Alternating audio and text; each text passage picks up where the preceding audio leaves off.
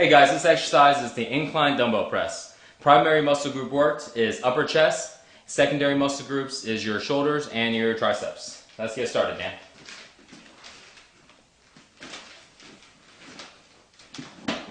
So you notice how he flings the weight up by using each knee. And as he's pressing, the dumbbells, you want to come close to your chest right here. You can even touch it if you like. And when you press straight up. Sometimes guys will go ahead and press the dumbbell too forward, and that's going to throw your balance off when you're doing that. You always want to do it slow and controlled. You want to keep your chest out, and when you come up, you want to go ahead and come up only to the top right there. Stop right there for a second, and you notice how his shoulders are back and his chest is out. Okay, good. And another thing you want to look for is when you're coming up, you can either have it touch in the middle like this, or you can have it come straight up. Let's go ahead and do one straight up. So when you do it straight up, it's a little bit harder because you don't have the weights as support. There's no right or wrong way to do that. Most of the time, I recommend guys just go ahead and have it come in forward, so it'll be a little easier to start. Okay, that's good, Dan. Some of the common mistakes that guys make on this would again be when they're doing this. Sometimes if they have their elbows flared out too much, they're using their shoulders too much instead of actually using their chest. So it'll look like this. And let's kind of get a close view on this. So you notice how the dumbbell is close enough to where it's touching the side of my chest. And my elbows are about 45 degrees. And when I press, my elbows come down, it's 45 degrees. Sometimes guys will get out too much like this, and you notice how my elbows are flared out. And when I come up and I come back down, what I'm doing is I'm straining my shoulders. I can actually feel the strain right now in my shoulders, and I don't really feel a lot of contraction in my chest at all.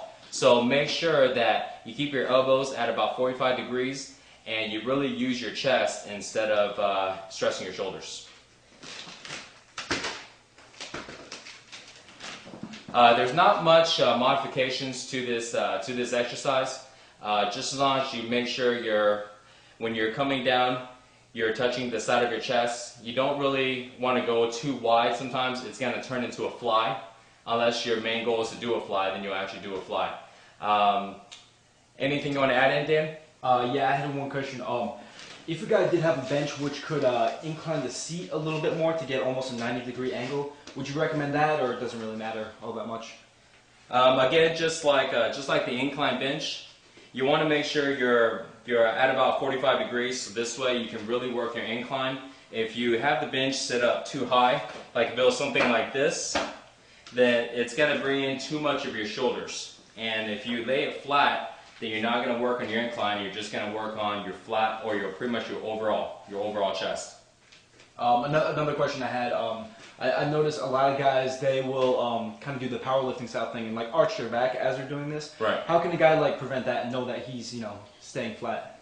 Arching your back is kind of a technique that powerlifters use. It's not that it's wrong, it's just that the point of that is to try to drive up as much weight as possible. Keep in mind that our main goal is to build as much muscle so we can increase our metabolism. So we're not looking to do extra weight if we're able to do it with good form, or without doing it with good form. So instead of arching your back, you want to make sure that your back is laid on the bench, your chest is out. You may have a slight arch, but what Dan is talking about is that very extreme arch to where you are going almost, you're not contracting your chest enough. And you'll notice that when you're doing something like this, what you're actually doing is you're allowing your chest to go from an inclined position to where you're so arched to where your chest is almost in a flat position, which is really the same thing as doing a flat bench.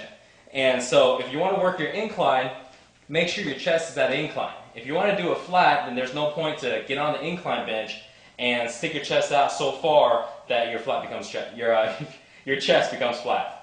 Great. Another modification way to do this exercise is you can actually change the position that you raise the dumbbells up. So when you're doing it, you can start off like a regular press, but as you come up, you can turn the dumbbells in, so when you come down, it will look like this. So what this is doing is, on the top, when you turn your dumbbells in, you're actually working more of your middle chest. So it develops that line in the middle.